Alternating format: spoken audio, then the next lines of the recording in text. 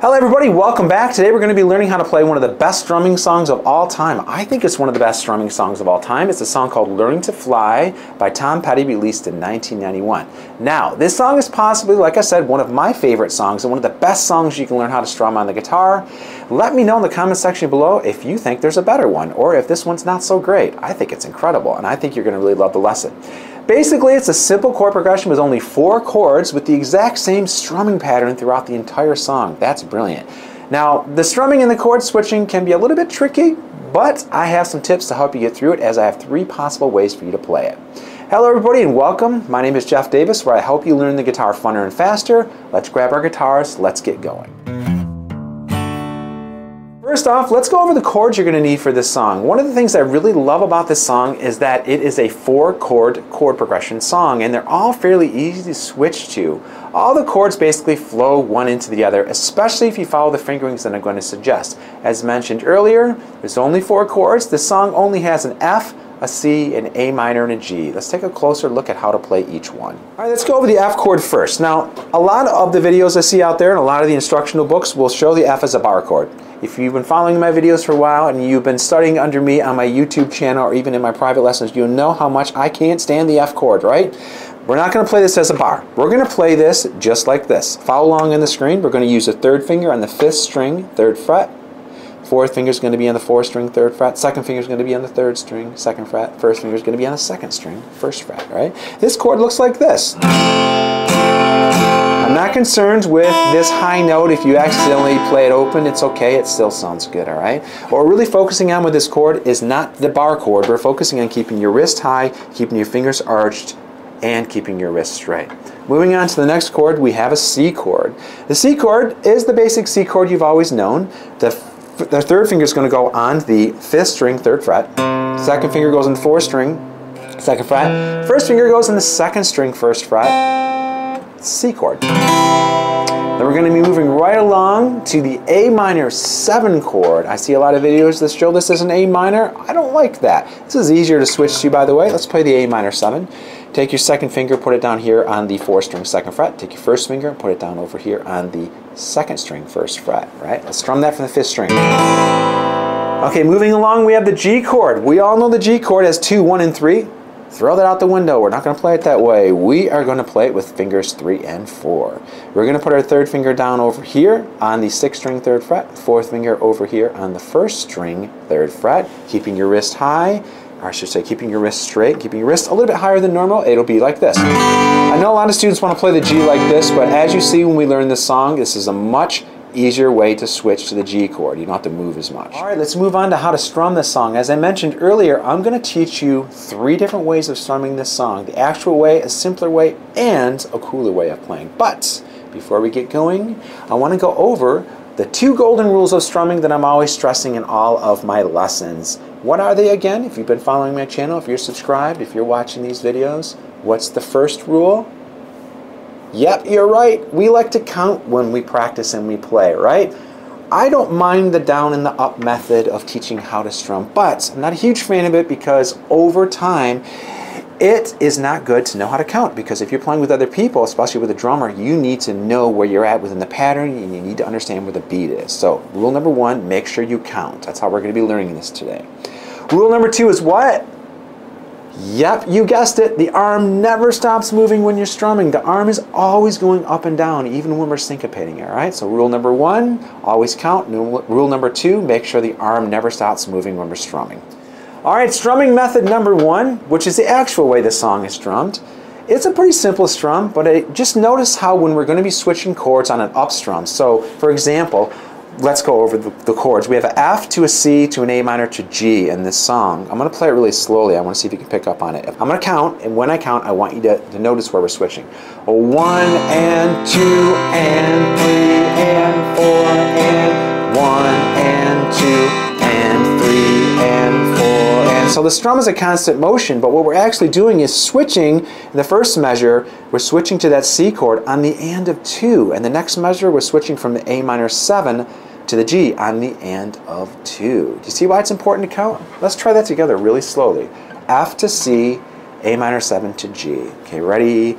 2, 3, 4. 1 and 2 and 3 and 4 and 1 and 2 and 3 and 4. Let's go again.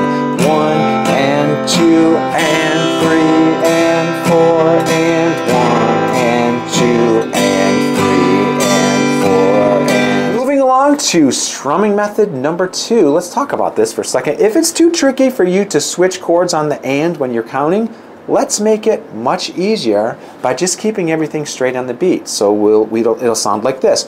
1 and 2 and 3 and 4 and 1 and 2 and 3 and 4 and, right? So for a lot of students, that syncopation of switching on the and is tricky, especially if you're still learning how to get your fingers to move from chord to chord. Let's try it together. Let's go really slowly. Each chord's going to get 2 sets of down up. Each chord's going to get 2 beats. Let's try it together. 1, 2, 3, 4. 1 and 2 and 3 and 4 and 1 and 2 and 3 and 4 and 1 and 2 and 3 and 4 and 1 and 2 and 3 and 4 and... Alright, so I'm a big fan of the scaffolding teaching method in all of my lessons. Most of my students know this. And there's no shame in playing the easier way for now. Remember, you can always revisit this video later on and learn how to play the actual way later on. Alright, moving along to strumming method number 3, a cooler way of playing it. Now, if you really listen to this song, you can hear something kind of cool that happens in the song. I'm going to play what I'm hearing that they're actually doing. See if you can pick up on it.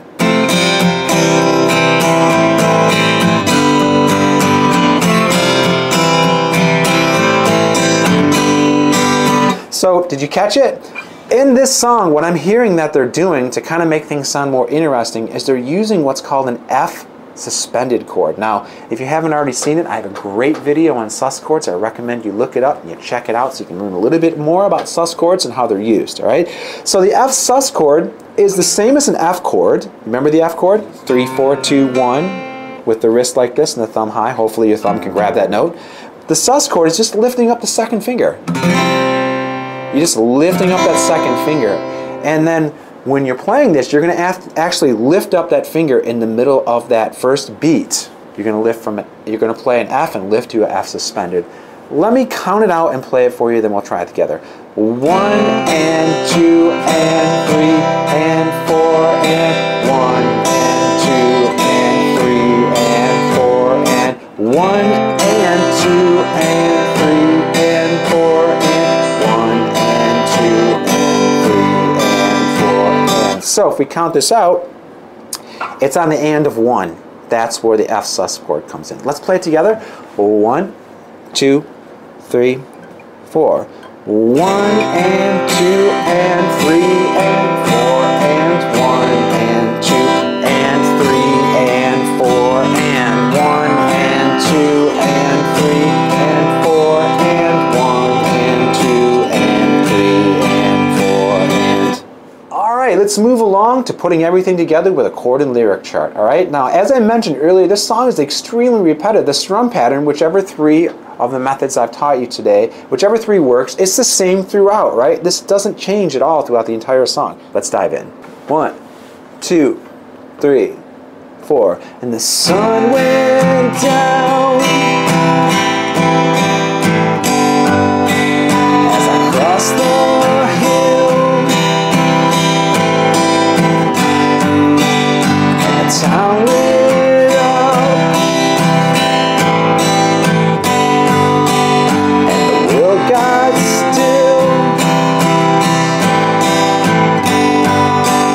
I'm learning to fly, but I ain't got wings. Coming down, it's the hardest thing. And that wraps it up. You just learned how to play Learning to Fly by Tom Petty, which I think is the best strumming song of all time, and I'm sure you feel the same way. And if you don't, let me know in the comments below. Let me know what you think the best strumming song of all time is. Please don't forget to like, comment, share, subscribe. If you haven't already, I encourage you to sign up for my monthly newsletter where I like to write articles and share even more tips and tricks on how to play the guitar and get great at the guitar. Thank you for watching, and I'll see you in the next lesson.